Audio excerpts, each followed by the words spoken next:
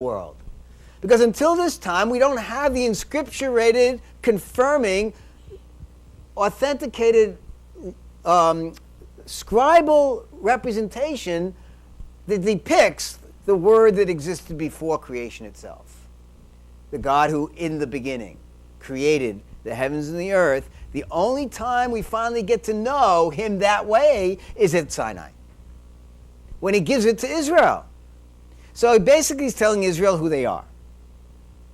Okay? All right. I know you've been in Egypt for 400 years. You don't remember your fathers. You've been slaves. Blah, blah, blah. Boom, boom, boom. This guy shows up. 10 plagues, parting of Red Seas. This is amazing. Shekinah, glory, presence, pillars of cloud and fire. Manna from heaven. And here we are. And one would finally say, what's the deal? So God tells you who you are and what your purpose is. And the purpose of God creating Israel was they became a people that would be the confirming witness of God, who is the God of all and everything. But he couldn't just tell everybody. He had to begin to narrow this down and create a people. So God created Israel. They're not an ethnic group. They're not just an historical people, Jews that just rejected Jesus, left in the Old Testament. Maybe someday they stop being a bunch of schlubs and accept Jesus and we'll all go to heaven together.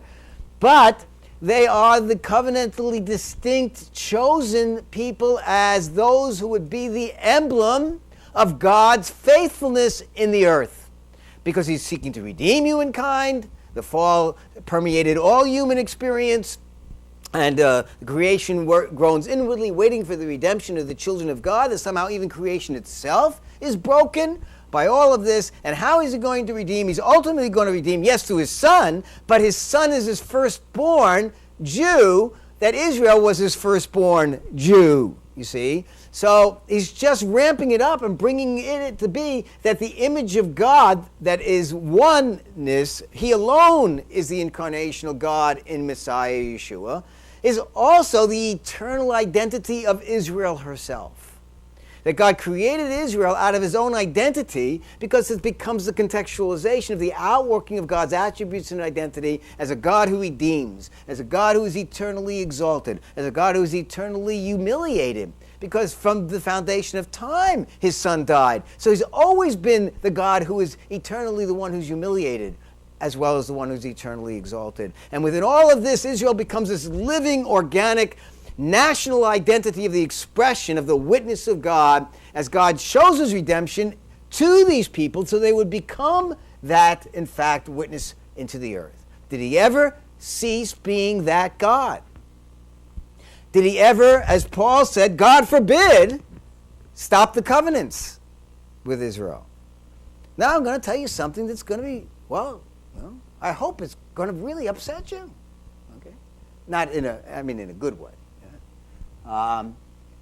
With whom? Anybody ever hear the New Covenant? All right. Some people call it the New Testament. We'll take care of that later on. But the New Covenant. All right. With whom is the New Covenant made? Jeremiah 31 says the New Covenant will be made with the church. With the Christians? With anybody else but those stubborn Jews? No! The new covenant will be made with the household of Israel and the household of Judah.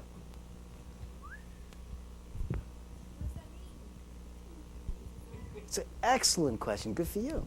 And she should so passionate, she should let it come out. I love it. All right? And you're not Jewish? All right. So, what does that mean? Well, you will know what that means, I think, significantly before this course is over. To understand what is the relationship, what it means to be brought into the commonwealth of Israel through the shed blood of the Messiah, as Paul talks about in Ephesians chapter 2. What does that really mean, and how does that play out? How does it inform Christian identity? What does it mean to be the people of God, one with the purposes of God for the household of Israel? And what is the distinction of the ongoing identity of Israel, whether they're in belief or unbelief? Is there an ongoing reality of redemptive, emblematic function and purpose of God in history, the Jewish people? That they're not just a dot on the prophecy charts of the church, for the ultimate consummation of the purposes of the church. But they are at the center of God's redemptive history.